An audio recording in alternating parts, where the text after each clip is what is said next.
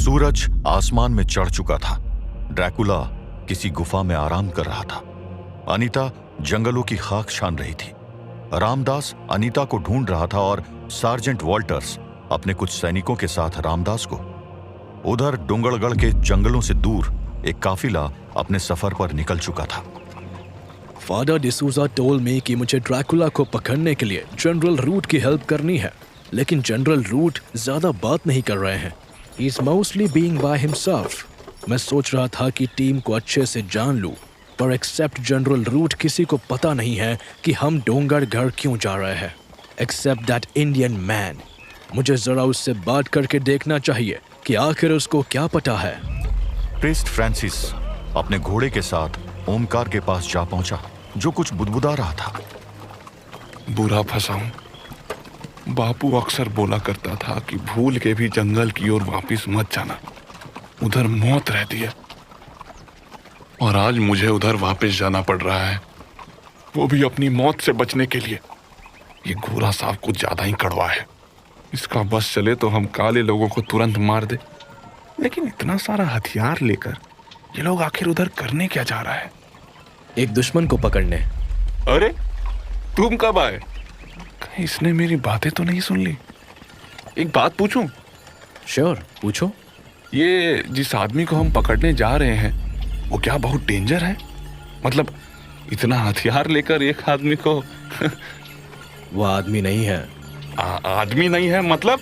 मैंने सुना है तुमने ही उसको उस फॉरेस्ट जंगल की तरफ भेजा है। हाँ, वो उसको पता है, मुझे सारी कहानी पता है।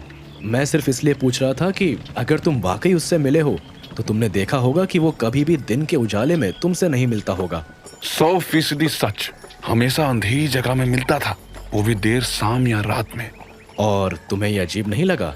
हाँ लगा तो, पर इससे इस बात का क्या मतलब कि वो आदमी नहीं है? बिल्कुल है। भला कोई आदमी, एनीवन, चाहे वो तुम भारत के लोग हो या हम यूरोपियंस या कोई और, हम सबको धूप अच्छी लगती है, पर वो धूप में जल जाता है। जल जाता है?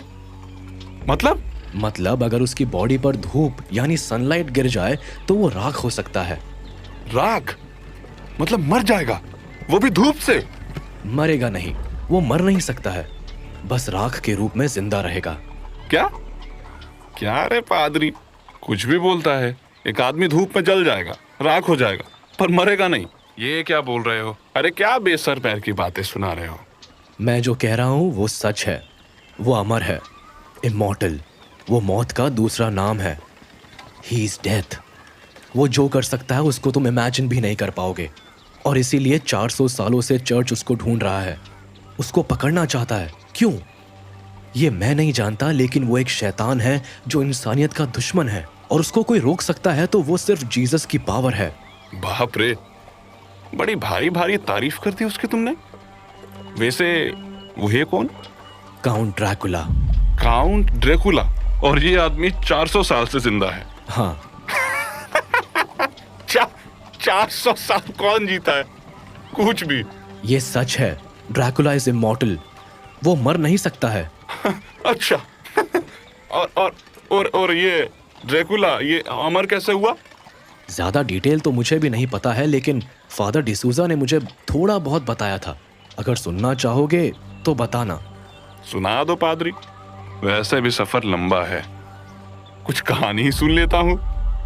जिसकी कहानी सुनाई जाने वाली थी वो इस समय सूरज की रोशनी से बचने के लिए डोंगरगढ़ के जंगल में एक गुफा में सो रहा था, और उसी जंगल में बहुत से लोग अपनी अपनी खोज में भटक रहे थे। क्या कर रही है अनीता? तू यहाँ सच का पता लगाने आई थी और जरा सी धमकी से डरकर वापस जा रही है? वापस मुड़ और पूछ उस आदमी से, उसे सब पता है। बेवकूफी मत कर अनीता, तू यहाँ किसी दरिंदे का सच जानने नहीं आई थी। तुझे एक मंदिर की तलाश थी तो बस वही कर। ये सब चक्कर तेरे बस के बाहर का है।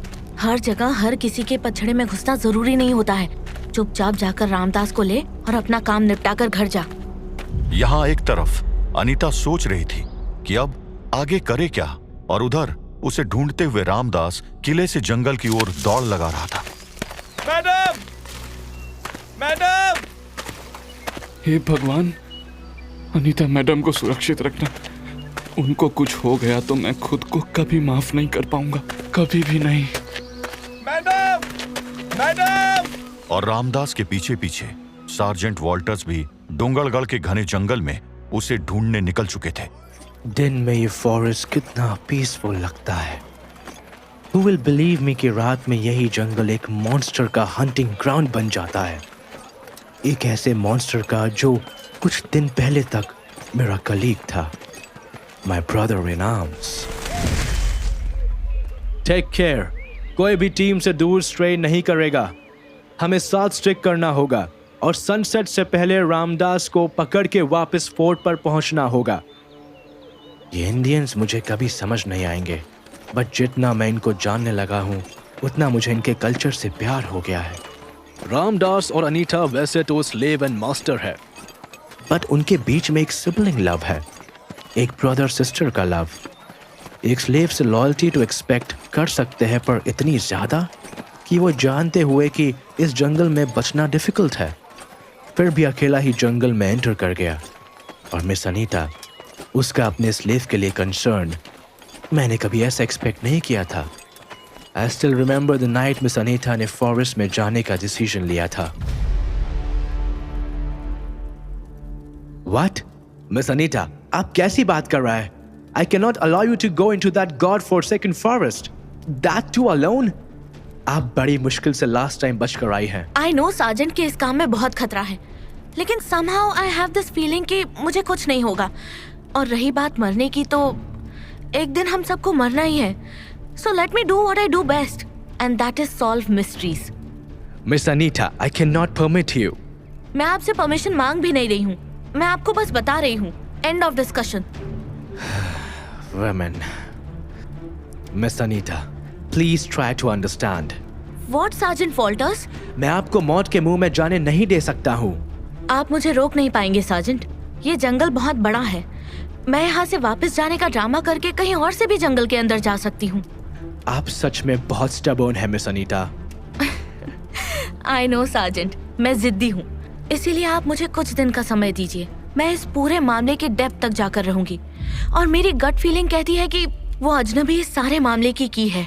ठीक है मिस अनीता, आपको जो करना है कीजिए, मैं आपको नहीं रोकूंगा। मेरी एक रिक्वेस्ट है सार्जेंट। Yes miss, command. मेरी एब्सेंस में आपको रामदास को रोकना होगा। रोकना होगा? मतलब?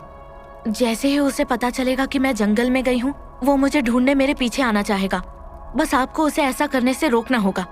क्या आप मेरे लिए इतना कर सकते हैं? I am confused. मुझे लगा कि आप अपने स्लेव को अपने साथ ले जाएंगी, बट रामदास मेरा स्लेव नहीं है सार्जेंट। मतलब? He is my family. वो मेरे छोटे भाई की तरह है, मेरा दोस्त है, मेरा केयर टेकर है। He is my family. Strange. मैं सच में आप इंडियंस को समझ नहीं पाऊंगा। पूरी लाइफ मैंने किसी मास्टर को अपने स्लेव के लिए इतना परेशान और इतना इमोशनल होते नहीं देखा है, और उसे फैमिली बुलाते हुए तो बिल्कुल नहीं। डोंट वरी मिस, मैं रामदास को कुछ नहीं होने दूंगा। Promise sergeant? It is the word of a man. आप रिलैक्स रहिए, इस प्रॉमिस से मेरा ऑनर जुड़ा है, एंड यू नो कि एक सोल्जर के लिए उसका ऑनर ही सबसे बड़ा ट्रेजर है। ऑनर, ये सवाल मेरे ऑनर का है। मैं रामदास को डिच नहीं कर सकता हूँ, और ना ही मैं अपने सोल्जर्स को मरने दे सकता हूँ। शाम होने वाली है, कुछ ही घंटे में रात हो जाएगी। मुझे नहीं लगता है कि रामदास इतनी जल्दी मिलेगा, पर मैं बिना उसको लिए वापस नहीं जाऊंगा। सोल्जर्स, इधर आओ। Yes sir. तुम सब फोर्ट की ओर वापस जाओ। सर। और आप सर? जो मैं कह रहा हूँ चुपचाप करो। Follow the orders. पर sir? I said follow the orders. Move. Sir. Colonel Andrews भी शायद वही करते जो मैंने किया है। Anyways, let's continue. Ramdas! Ramdas! Ramdas को ढूंढते हुए सार्जेंट वॉल्टर्स जंगल के बीचों बीच पहुंच गए। धीरे धीरे आसमान का रंग गहरा होने लगा और रात की चादर ने जंगल को अपने आगोश में ले लिया। रात, जिसके आने का मतलब था कि वो जागने वाला है।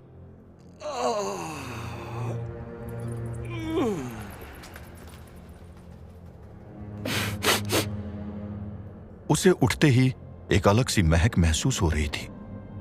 खून की महक, इंसान के खून की महक।